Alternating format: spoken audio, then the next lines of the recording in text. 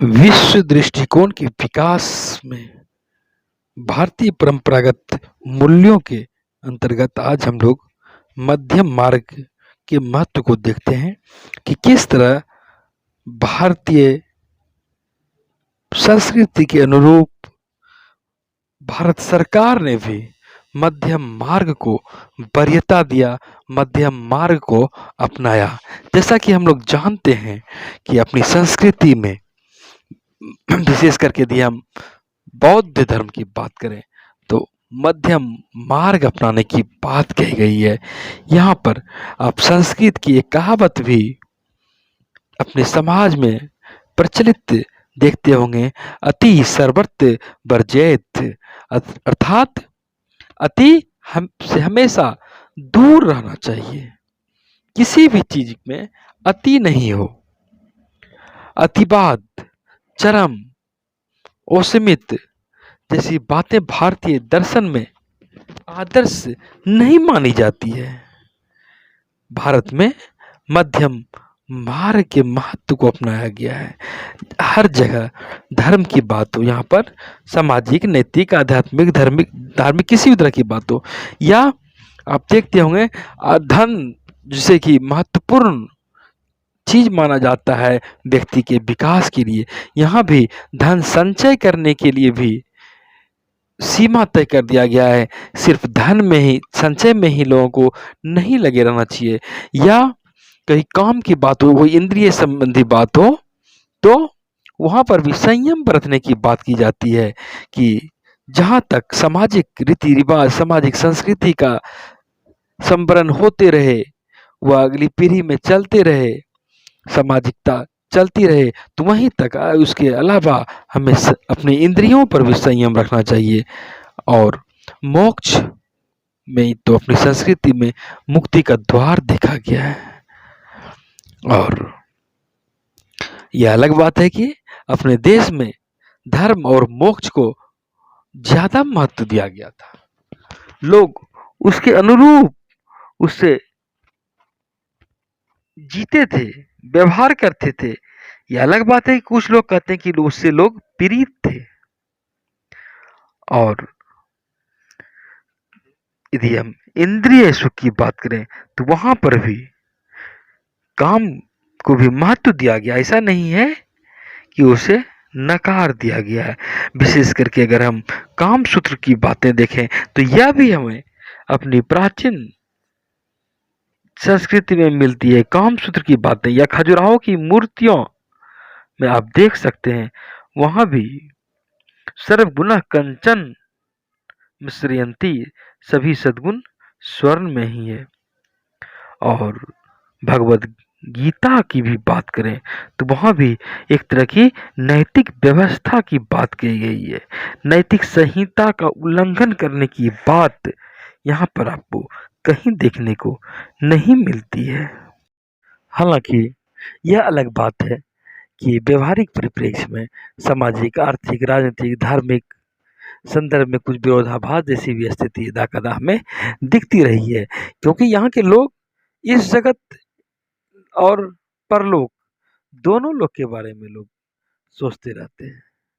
ऐसे में एक विद्वान हुए माइकल ब्रीचर, उन्होंने कहा है कि भारतीय परंपरा तो, यहाँ की दार्शनिक परंपरा तो महात्मा बुद्ध के समय से ही चला आ रहा है, जो कि अतिवाद का विरोध करता है, चरमपंथी मार्ग का विरोध करता है, और यह बौद्धिक उदारता की बात करती है, सह अस्तित्व की बात करती है, अच्छाई बुराई दोनों की बात करती है। और उन्होंने मध्यम मार्ग के सिद्धांत का प्रतिपादन किया है, उसे अपनाने की बात कही है। और आपका विरोधी भी हो क्यों ना हो, उनसे भी सहिष्णुता पूर्ण व्यवहार किया जाए। और अगर हम भारत के प्रथम प्रधानमंत्री जवाहरलाल नेहरू की बात करें तो उन्होंने भी कहा था कि भारत ने विभिन्न धर्मों को अपनाया है और उनमें सामंजस्य स्थापित किया है। यहाँ तक कि भूत में पहले भी विज्ञान में और धर्म के बीच विरोध की बातें होती रही है, इसके बावजूद यहाँ धर्मनिरपेक्ष बातों को अपनाया गया है। विभिन्न विरोधी विचारधाराओं में सामंजस्य स्थापित करने की बात कही गई है। और नेहरू जी ने यह भी कहा था कि यहाँ कोई भी धर्म के मानने वाले लोग हों, यहाँ किसी के साथ भेदभाव हो ही नहीं सकता है, क्योंकि ऐसी बातें हमारे संविधान में ही कही गई है। तो इस तरह एक तरह का हर एक धर्मावलंबियों से भी सहिष्णुता संबंधी बातें कही जाती है और किसी प्रकार की अतिवादिता से बचने का हर संभव भारतीय नीति में परिचय दिया गया है।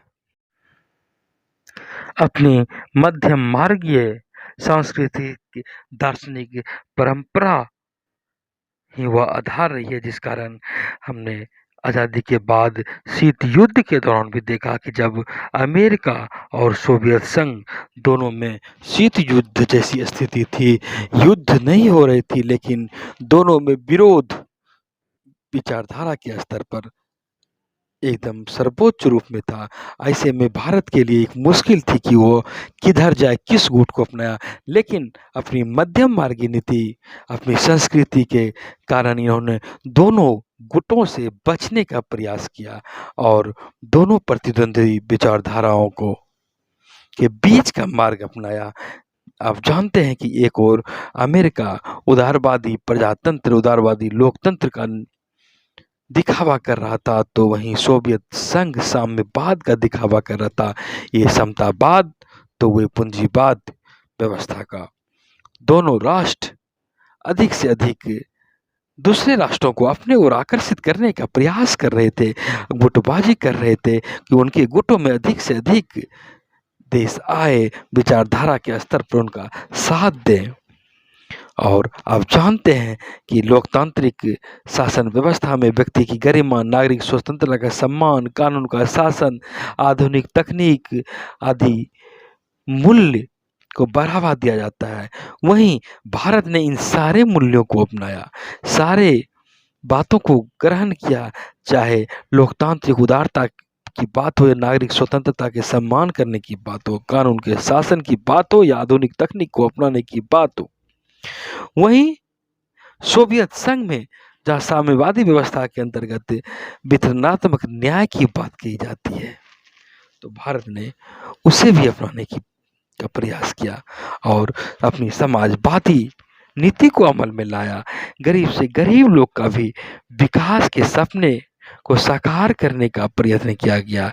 किसी प्रकार का भेदभाव नहीं हो, लोग में समता की भावना का विकास हो, इस तरह का सामाजिक, राजनीतिक, आर्थिक धरातल पर प्रयास निरंतर होते रहे और भारत ने किसी भी गुट का पक्ष लेने से स्पष्ट तौर से इनकार कर दिया और अपने आदर्श को भी बचाए रखा और इस बीच दोनों गुटों से सहयोग भी लेते रहे। यहाँ पर प्रधानमंत्री नेहरू ने अपने भारत के सम्राट अशोक के संदर्भ में उद्धरण करते हुए उन्होंने कहा था कि हम किसी भी गुट की राजनीति नहीं करेंगे जो कि एक दूसरे के विरोधी हो।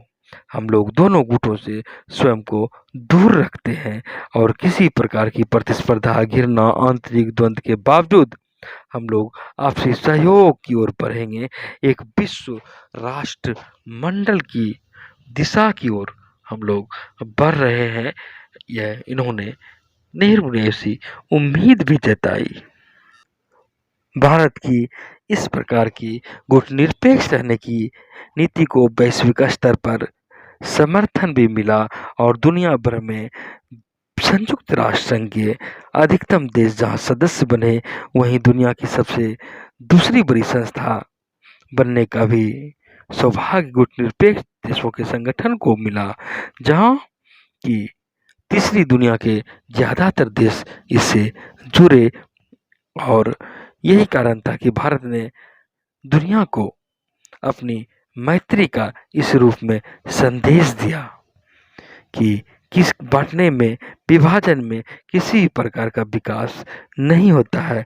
और दुनिया के दूसरे मुल्कों ने भी कई प्रकार के वैश्विक स्तर के संकट पे उन्होंने कहा कि तटस्थता की, भारत की गुटनिरपेक्षता की तटस्थता जैसी नीति को अपनानी चाहिए, जैसे कि इंडो चाइना विवाद में, सुएज नहर विवाद में, दक्षिण कोरिया और उत्तर कोरिया विवाद में वहाँ पर भी इस तरह की बातों को देखा गया और क्या कह सकते हैं कि भारत ने एक तरह से दोनों गुटों के बीच एक प्रकार का सेतु का काम किया, पुल का काम किया, दोनों प्रकार के विचारधाराओं के संघर्ष में अपनी बातें सौम्यतापूर्वक रखने में सक्षम हो सका और ऐसे राष्ट्रों के समूह में विशिष्टता हासिल की जो सैन्य शक्ति एवं आर्थिक सामर्थ्य में हम लोगों से बेहतर थे।